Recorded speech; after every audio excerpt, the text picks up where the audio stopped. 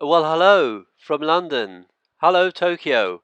This is Tony Lobel, and I'm recording this podcast for you from my office in my back garden in the area of London in which I live.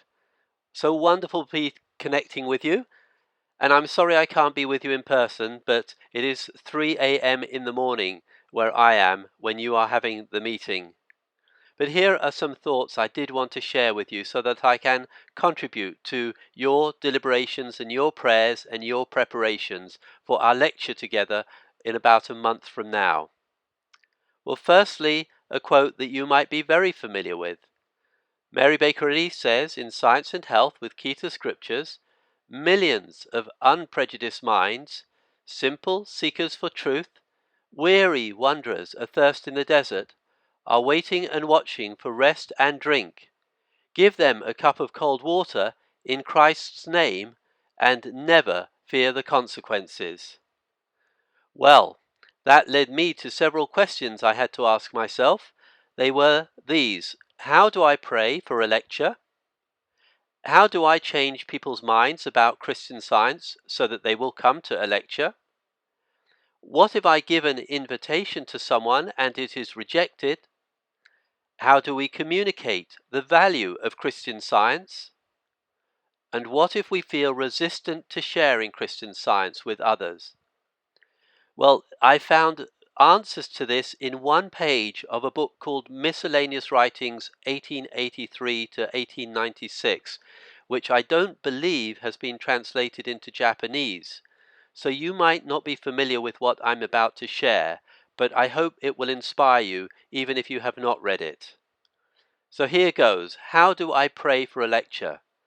Well, the opening paragraph on that page 127 says this: Hitherto I have observed that in proportion as this church has smiled on his little ones, he has blessed her. Throughout my entire connection with the Mother Church, I have seen that in the ratio of her love for others hath his love been bestowed upon her, watering her waste places and enlarging her borders. So as we look out with love for all in our community and really pray to see them with the love with which God sees all of them, then that will work in our favor and bless our efforts to make this lecture a success, because God will smile on us as we are smiling on his little ones, which really means everyone in our community, doesn't it? So what about that second question? How do we change people's minds about Christian Science? Well, the answer I got from page 127 was we don't. We let our minds be changed by the Christ. How is this put there? It says this: one thing I have greatly desired, and again earnestly request, namely that Christian Scientists, here and elsewhere, pray daily for themselves, not verbally, nor on bended knee, but mentally, meekly, and importunately. When a hungry heart petitions the Divine Father, Mother God for bread, it is not given a stone, but more grace, obedience, and love. If this heart, humble and trustful, faithfully asks divine love to feed it with the bread of heaven, health, holiness, it will be conformed to a fitness to receive the answer to its desire. Then will flow into it the river of his pleasure, the tributary of divine love, and great growth in Christian Science will follow, even that joy which finds one's own in another's good. Well, that's a key line at the end there. When we've prayed for ourselves, when we've been conformed by God to receive the answer to our prayers, which is qualities like grace, obedience, and love, then great growth in Christian Science will follow, and we will love finding our joy by helping others who need the good that we already have. And so we will share it, and we will share it with love. Okay, number 3. What if I give an invitation to someone and it is rejected? Well, Miscellaneous, page 127 says this: to love and to be loved, one must do good to others. The inevitable condition whereby to become blessed is to bless others. But here you must so know yourself under God's direction that you will do His will even though your pearls be downtrodden.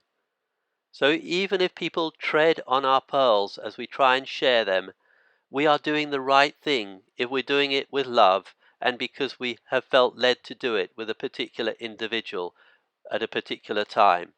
And I have seen sometimes the person who rejects an invitation at one point comes back later and asks for more about Christian Science later on. So let's not consider it a failure. Let's just consider it an opportunity that is in pause mode for the present, but sometime the pause button will be clicked off and the conversation will return to Christian Science when the other individual wants to know more. So number 4, how do we communicate the value of Christian Science?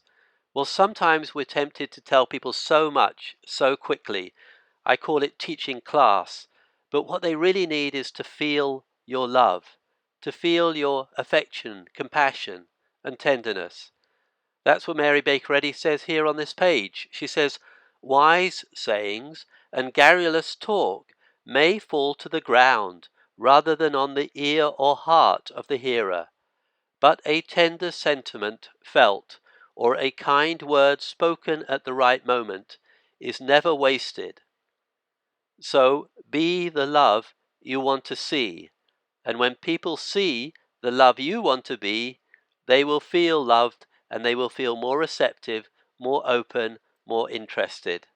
It's all about love, my friends, isn't it?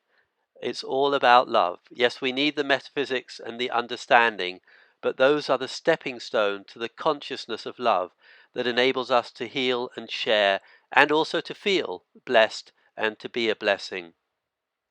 Well, number 5, last but not least, what if we feel resistant to sharing Christian Science with others? Well, Mary Baker Eddy addresses that. She says, mortal mind presents phases of character which need close attention and examination. The human heart, like a feather bed, needs often to be stirred, sometimes roughly, and given a variety of turns, else it grows hard and uncomfortable whereon to repose. Well, if you're like me, you do not want to sit on a hard, lumpy sofa or bed or anything. And if we think about our thinking, we need to see where the hardness is and remove the hardness from our hearts and let that tender, compassionate, wise, intelligent, strong Christliness come to our consciousness so that we love more and feel more loved and can go out with more confidence to share not with everyone we meet, but as we're led and inspired to do so, where people have needs which we think Christian Science can meet, or where they seem receptive to spirituality and good ideas, or where we just feel intuitively inspired that this is the right person at the right time. Well, I hope these ideas are helpful to you in your deliberations about the lecture. I think the best thing we can bring to the lecture is just the prayer that opens our consciousness to God. That is like lifting up a light that draws people to its brightness and its warmth. Even if they haven't seen you praying and don't know that you pray, they will feel the effect of your prayers and be drawn to it. Well, I hope you have a wonderful meeting as you discuss perhaps these ideas, perhaps many ideas of your own that you have to share.